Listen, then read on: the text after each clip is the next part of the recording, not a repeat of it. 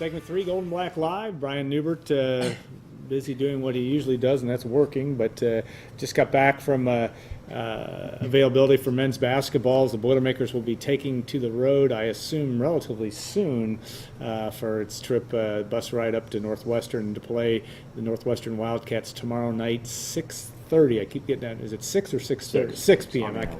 And I keep messing that up because I think I've screwed that up this morning. But Brian, obviously a great win for Purdue on Wednesday. And then it always seems, and I know it's not always been this case, it always seems though that you follow that up with a trip to Northwestern or a tough place for even the best Purdue teams to play. Yeah, Purdue's playing pretty well right now, but much better Purdue teams than this one have gone up to Northwestern and struggled. I think those Northwestern teams back then were a little bit more difficult to deal with because of the complete extremes of their systems they used to run with Bill Carmody, but still, Purdue had a lot of problems last year with Northwestern. This is a very different Northwestern team. They got a lot of freshmen playing, but they're still doing a lot of the same stuff. They're trying to make the game ugly. They're trying to control the pace, slow it down, make you mess up, and Purdue did plenty of messing up against these guys last year. Purdue's playing really well right now at both ends of the floor. I think that they stack up better against this Northwestern team than they did last year because last year's team was so mistake prone. You cannot take Northwestern lightly. Some of us still perceive Northwestern as that team that never has any talent. They're not very good. But right now, I think Northwestern's a very competitive team. They're 1-6 in the Big Ten, whatever they are, but all of those losses have been of the variety where they've just had their hearts ripped out of their chests. You can look at that two ways. One, they're good enough to be in positions to win. B, they're not good enough to actually win, and that is the most important part. So it's really difficult to know in advance how Purdue is going to stack up tomorrow on the road, but the way Purdue's playing right now, I think they've got a great shot. Yeah, the Wildcats close losses really to a lot of folks, but they had Maryland way down on the road. They had Ohio State. That game, Ohio State had them for much of the game, but they were always on the periphery. And Chris Collins' team obviously is a club that it is a different style than what we've seen from Bill Carmody, and you say that makes it easier because they're not running the Princeton offense as much, or what? Well, yeah, I don't know if it's as intricate a defensive assignment. I don't know if it's as intricate a defensive assignment in the sense that there were a lot of back cuts and whatnot before, a lot of assignment soundness, if that's a word, a lot of discipline associated with defending them. And it ran completely counter to the way Purdue played defense. It was the exact opposite. Purdue played aggressive man-to-man defense, and you had to almost tone it down because that was a system designed to take advantage of that very kind of defense. Now I think it's a little bit more mainstream and a little bit more standard. I think Purdue matches up a little bit better with it. You had a chance to talk to Bryson Scott, and his life changed. His basketball life changed dramatically from any of those 2 weeks before, prior to Wednesday night and his great performance. What do you have to say today, and what do you see for him down the road here in the near term in terms of his role in this basketball team? You think it's fully restored, or how do you view it? Well, he has to continue to play like he played against Indiana. There were still mistakes when you look at how he played against Indiana. It's just the whole thing was so surreal that you tend to not talk about the three-pointer he took, the jump shot he took, where he just kind of flat out took the bait on Indiana. But he did so many good things there that it was really a neat story. This has been really difficult on him. I think we all know that. Anybody who knows what type of person he is, what kind of player he is, knows that he had to just be dying out there. I think he even admitted that at the semester break he thought about walking away.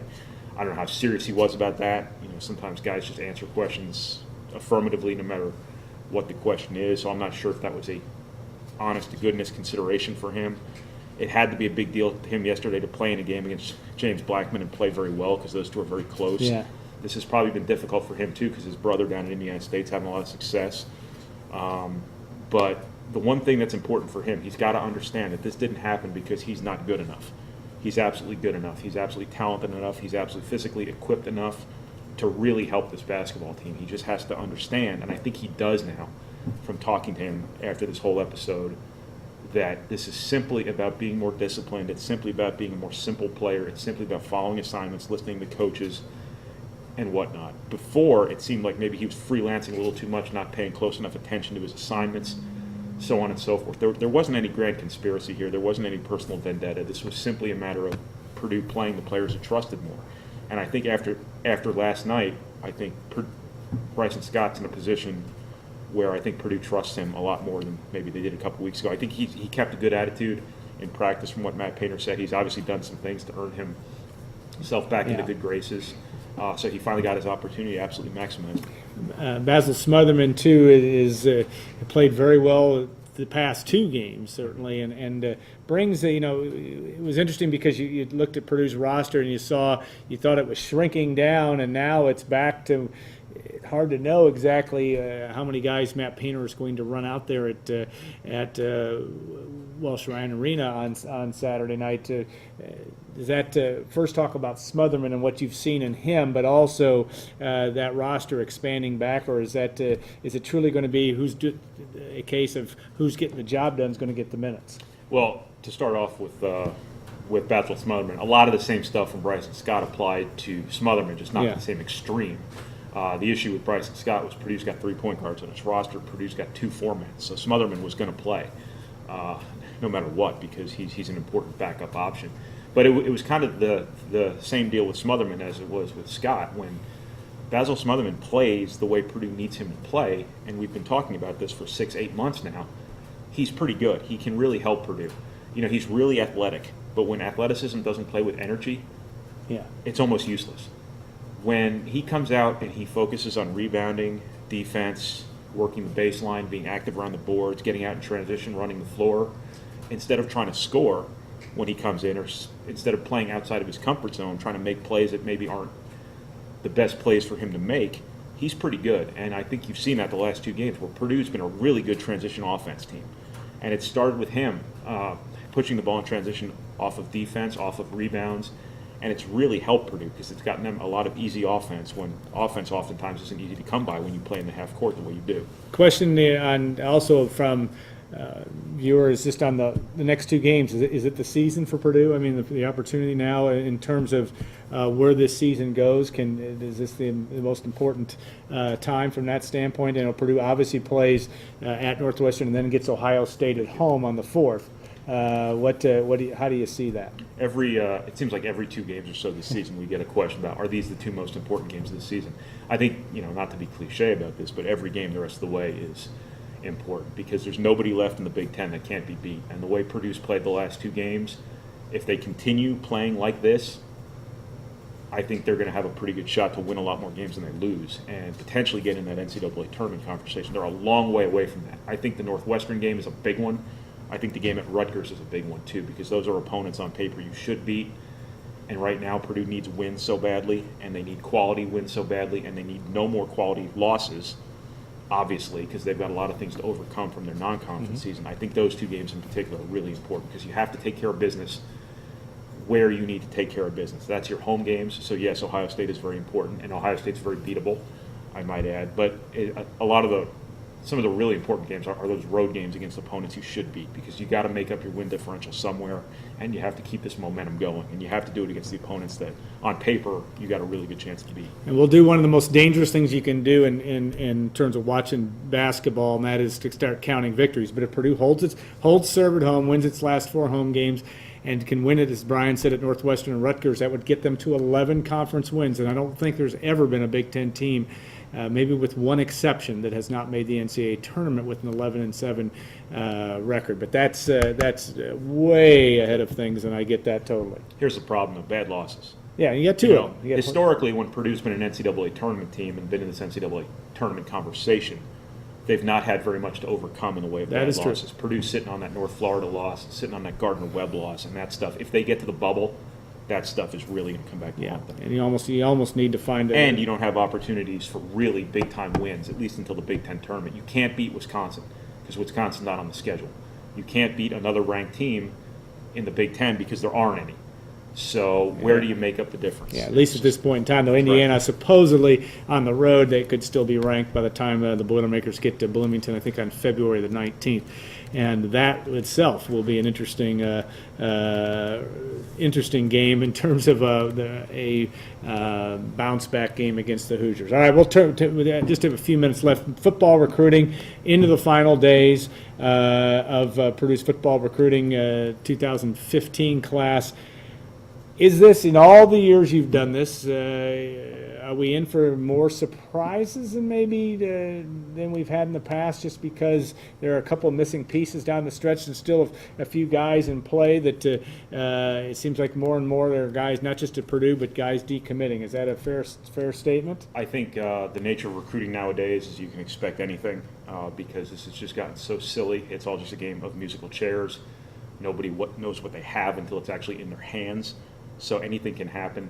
Purdue's still recruiting its own commitments. That's nothing out of the ordinary. But you've got, as of last night, you had a Purdue commitment who was down to 2 schools, one of which he was committed to. So how can you be, basically 50-50? And he re-upped with Purdue last night. Eddie Wilson was a really big keep. Deal. I can't say a really big get, a really big keep for Purdue. Right now, Purdue's on a lot of guys who are off the radar types of guys and whatnot. And certain schools, there's all these funny ways of information being out there, and this is not one of those schools. Yeah. So we don't know. I can't tell you with much measure of confidence much about anything because Purdue's still looking for guys, and they've turned over every stone they can find.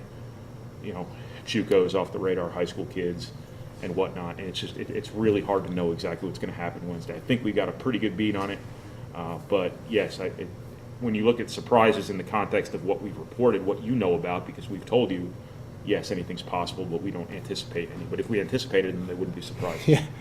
And that number is 20, as Brian says, it's really somewhat immaterial, but 24 or 25, depending on how you count. I guess it always depends on how you count, but it'll be interesting to see on Wednesday afternoon, 3 o'clock press conference with Coach Darrell Hazel, and we are hoping to have either Coach Darrell Hazel or Jared Parker on the show next week and to talk about the class of 2015. So stay tuned because a lot could happen here in the final 4 or 5 days prior to signing. I think it's been the good thing is with two of the Indiana and Kentucky Mr. Footballs, of course, Markel Jones and Elijah Sindelar, they're on campus, and that is a positive that you don't have to worry about recruiting those guys again. Now they just have to get themselves ready to play. Last, any if you were going to guess, there'll be when you look at that list on signing day, there'll be a surprise or two. If you had to, there have been years when we thought there would be and then there wasn't, but you just hope they're good surprises. Yeah. You don't want to lose anybody at the last second. I think Purdue's relatively insulated from that right now. The two guys who were really kind of waffling were Eddie Wilson, the defensive tackle who committed to Purdue 2 weekends ago, and then got an Iowa offer, got a Pitt offer, and he was just down to Purdue and Pitt as of last night and decided he's sticking with Purdue. So I'm not sure what went into that, but he is sticking with Purdue. That was a big keep because he's the only defensive tackle in their class right now, and that's a pretty big need. And Purdue canceled other visits for this weekend from guys they were looking at in case they needed a replacement. So if he bolts now, they're in a bit of a pickle. But he said last night he's sticking with Purdue, so we can only take him at his word. Defensive end Chasman Turner. I know it's been very possible for him to take a visit to West Virginia this weekend. I'm not sure that's happening. It's Friday, so if he is, he's on a plane right now. But as soon as we're able to confirm on the West Virginia end whether he's there or not, we will let everyone know, obviously. If he goes there and gets offered, which I don't know if he will, West Virginia's got 4 defensive ends committed. If he goes and gets offered, Purdue might have to sweat that one out. That's another one because he's the only high school defensive end as of right now in their class. And the defensive line was one of their biggest overlying needs in this class. So when you look at the potential to lose your high school guys at those positions, it's really an uncomfortable spot to be in. But that's recruiting nowadays. Nobody's comfortable until all the facts has come through. All right. If then. No question. All right, Brian, thank you for joining us, and we'll look forward to hearing more as we'll look back at the class of 2015 in next week's show. as well as talking about Boilermaker basketball as they continue through end the month of January and start into the month of February in what promises to be an interesting road to whatever that'll be. Postseason, I would think, but NCAA, we'll have to wait and see on that. Okay, we want to thank Gordon Jackson, a new proud papa, and we're glad you're back as well with us, and appreciate all your efforts there. And of course, Allie and all the group at WLFI for their work for Golden Black Live. I also want to thank our sponsors, Triple X, Hilton Garden Inn, Basham Rentals, and State Farm agent Trent Johnson. And we thank you for your support, and we'll look forward to seeing all of you next Friday, 2 o'clock, for Golden Black Live.